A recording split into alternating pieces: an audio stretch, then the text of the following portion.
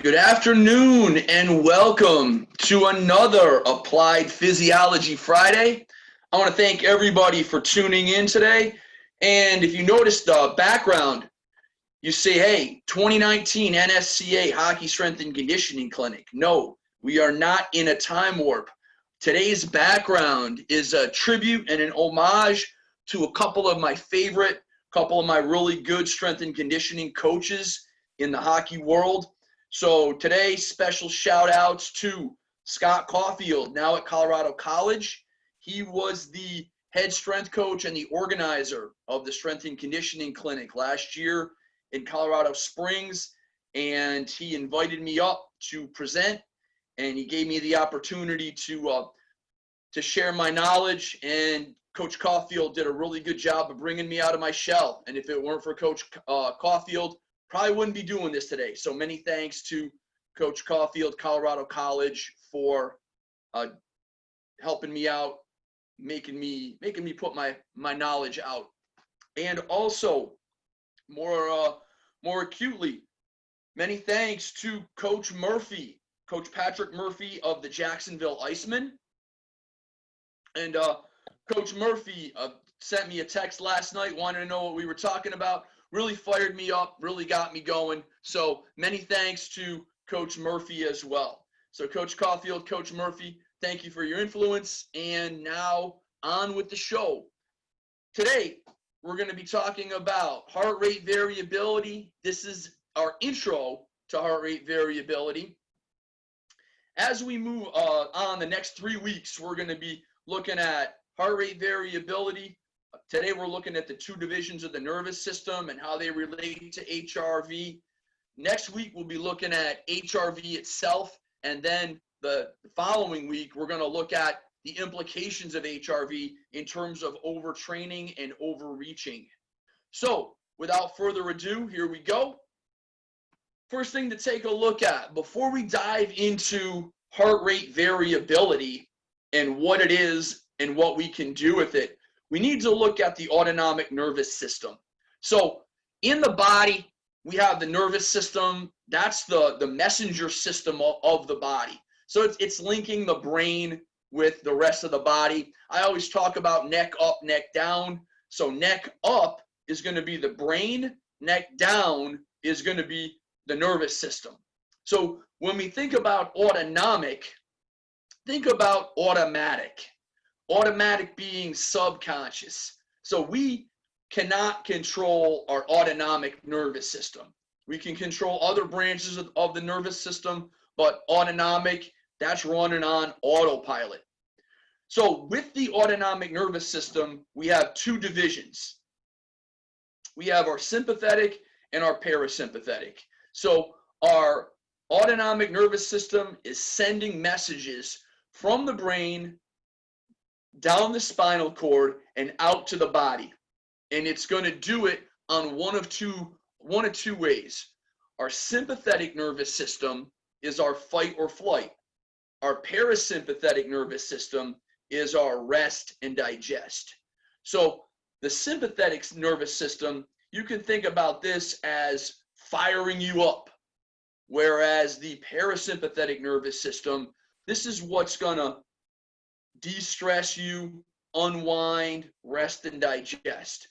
Now, as we move on today, we're going to see that the parasympathetic and sympathetic nervous systems, they're not switches in terms of one is off, one is on. They're more like a dimmer switch or a volume control knob where we have volume low or volume high, sympathetic low or sympathetic high, also known as upregulated and downregulated. So looking at our sympathetic nervous system and how sensitive it is. So how sensitive is our autonomic nervous system? Well, every time blood oxygen levels increase, sympathetic nervous system increases. We get ready to do something because oxygen is that element that we need. It's that molecule that we need for metabolism, for aerobic metabolism. So every time blood oxygen level increases, sympathetic activity upticks just a little bit. So right now, if you were to have a heart rate monitor on, and you were to be looking at that heart rate monitor, and you were to take a deep breath, your heart rate is going to uptick by 1 to 2 beats a minute as soon as the oxygen goes from the lung right into the blood. Sympathetic nervous system is going to get fired up. The body's going to get ready to do something. Now, let's take a look at parasympathetic, the parasympathetic state. Parasympathetic is the rest, digest state. And now sleeping. Sleeping is the ultimate parasympathetic state. So when we are at rest, when we are asleep tonight, our body will be parasympathetic dominant. So if we were to take a deep breath through the nose right now,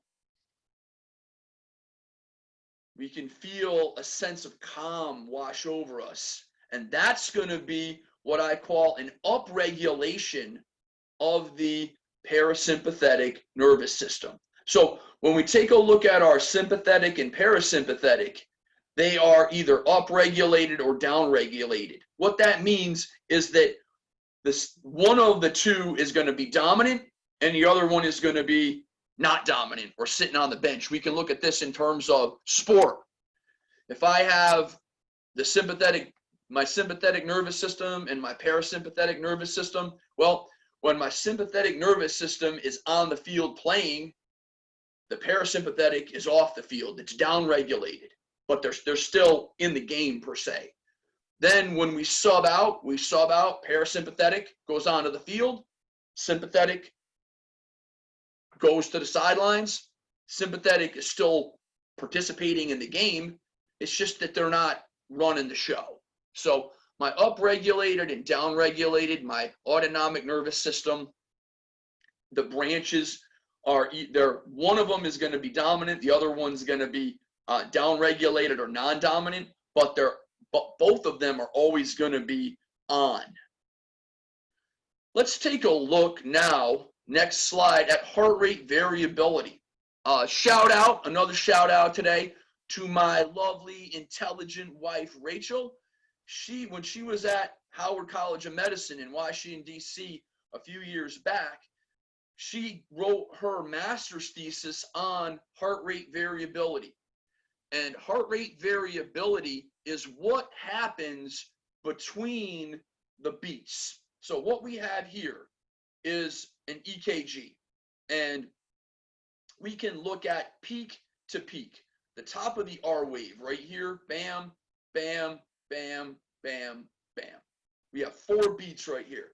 Now, to the naked eye, they all look the same, pretty much. But when we take a look at heart rate variability, it's what's happening between my R peaks. So it's what's going on in this range right here. How long does this take? So heart rate variability is our beat-to-beat interval. And what's fascinating about the human body is that it's constantly varying. So what we can look at is that heart rate variability is used to identify either sympathetic or parasympathetic dominance, depending on the length of time between the beats. So in this case here, in our first 2 cases, these are going to be in milliseconds. So a little less than 830 milliseconds between our peaks is going to be, so that's a less than a millisecond is 1 second divided up into a million pieces. So we have 828 milliseconds on this one, and then we have 845 milliseconds for this one. What this tells us is that between the first condition and the second condition, the body became more parasympathetic dominant. The body slowed down a little bit. And now we take a look at from this wave to this wave. Well, we had a significant drop in HRV. So now my heart rates are coming a little bit more fast, a little bit more furious. So what we're seeing here is that our body is becoming more sympathetic dominant. So from this heart rate, from this heartbeat here to this heartbeat here, our body has shifted from a parasympathetic state to a sympathetic state. It is shifted from a predominantly rest and digest to a predominantly fight, flight, active, getting ready to go. So remember, parasympathetic dominant is going to be my body is at rest, I'm calm, cool, and collected. Whereas when I am in a fight or flight phase, my body is prepared for action, or my body is doing action. We can think about this for our coaches when we look at the difference between playing periods in practice and teaching periods in practice. In a playing period in practice, my athletes are going to be in a sympathetic state. They're going to be playing the sport. They're going to be active. Then when I want to switch into a teaching period, I want my athletes to downregulate and move into a parasympathetic dominant state where now our minds are going to be clearer. We're going to be in a thinking state. So parasympathetic, sympathetic from a coaching perspective, and giving the athletes time to transition from an active parasympathetic state to a more of a cognitive parasympathetic state, maybe using something like a water break as a transition to go from a active state here. We're going to transition to a teaching, more of a cognitive state over here, more of a thought-based state. So giving the athlete time to upregulate the parasympathetic and downregulate the sympathetic. I don't know where that slide came from. Sorry about that. Little technical difficulties here. Taking a look at breathing and HRV. So we've been talking at length about mouth and nasal breathing. When I breathe through my mouth, I am going to be sympathetic dominant. I'm going to have a rapid influx of oxygen hitting the lungs, going off to the body. I'm either using it for aerobic metabolism, or I'm using it to recover from or to support anaerobic metabolism, but I'm going to be sympathetic dominant. My body is going to be in an active state. If I'm working with hockey players, they're going to be skating up and down the ice. If I'm working with runners, they're going to be running around the track or doing intervals or hill repeats.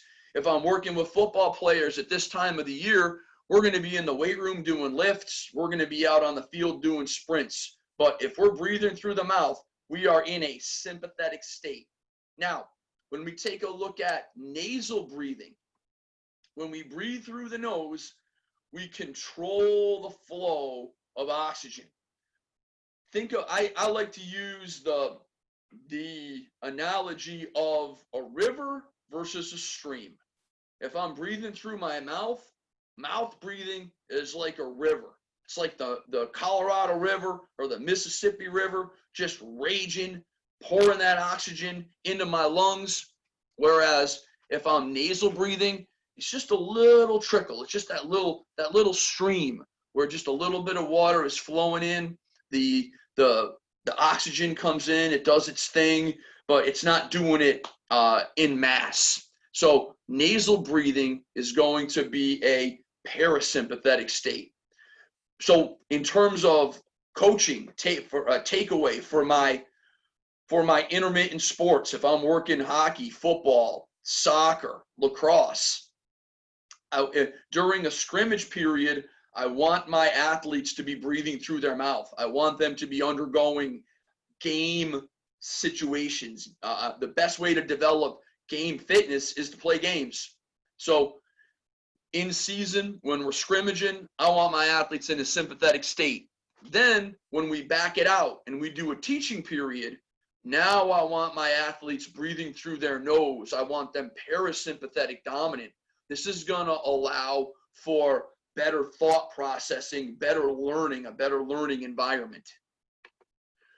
Taking a look at the context of sympathetic and parasympathetic, and this is one of my constant themes when I'm teaching over at Florida A&M University. And one of my really good guys, shout out Garrett Johnson. Back in the day, I had him, and he said that one of the most important things he learned from me is the fact of I don't know. And what I mean by I don't know, and what Garrett meant by I don't know, is that if you were to ask me, is sympathetic good? Is parasympathetic good? My answer is I don't know, because it depends on the context. So let's take a look at most top performers. If you're not doing your thing, you're going to be parasympathetic dominant.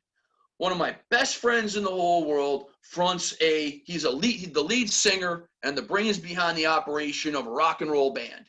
And a few years ago, he invited me to spend the day with him. And he was doing a show in Jacksonville. And Rachel and I, we go to sound check, and then we're in backstage, and we're backstage having food. And then my man says to me, "Doc, I love you, but you got to go. It's time for a nap." And this was about 6 o'clock. Show was at 8. And so out we go. My man's taking a nap, and then it's about 7:30, and I'm looking around for him, and nowhere to be seen. And then I bump into him backstage about 7:45. He's just waking up from his nap, and he says, "Doc, enjoy the show. I'll catch you after the show."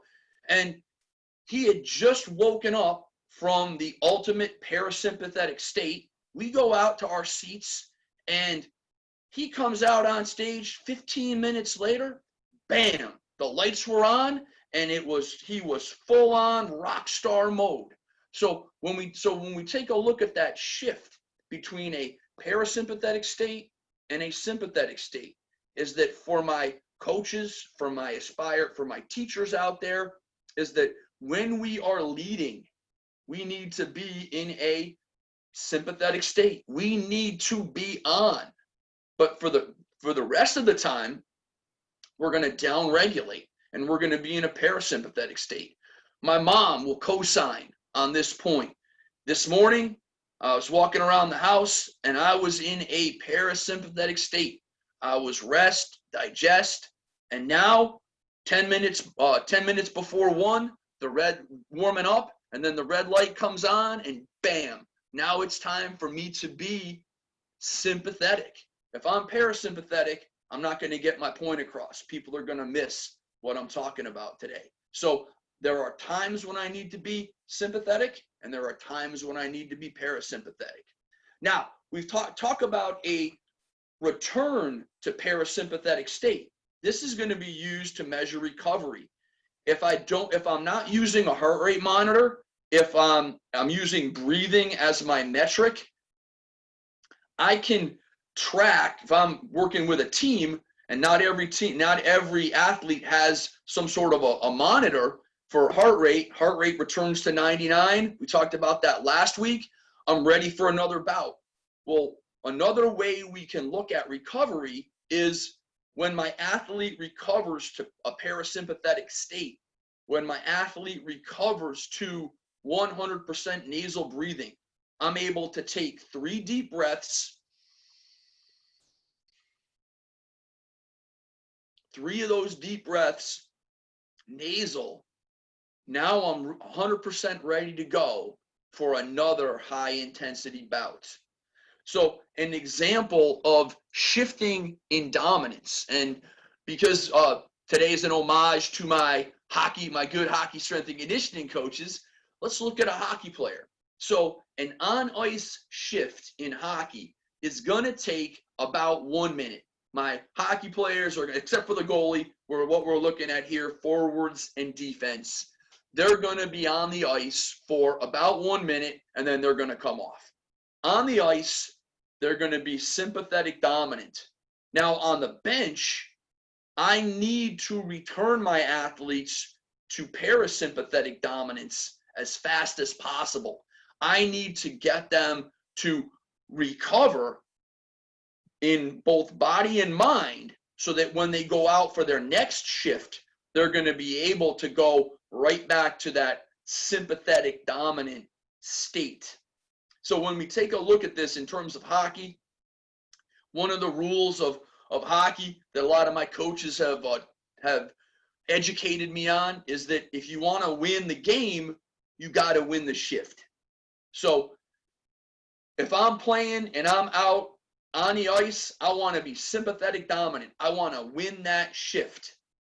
Then when I'm on the bench, I need to return to a parasympathetic state as fast as possible, because then I'm going to recover and I can be better prepared that when I go back out on the ice, I can win my next shift. So when the lights are on, when I'm on the ice, sympathetic dominant.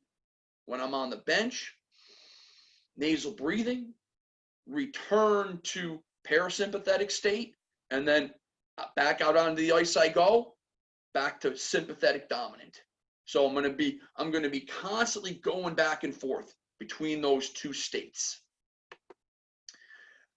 Make sure you get in contact with me, Instagram, Facebook, Twitter, at RunBikeDoc, email runbikedoc@gmail.com. And if you want to see this episode again or any back episodes, head on over to YouTube, type Doc Hickey in the search bar, and you will get my webpage. Thanks for coming, everybody. Have a great week, and I'll see you back here next week.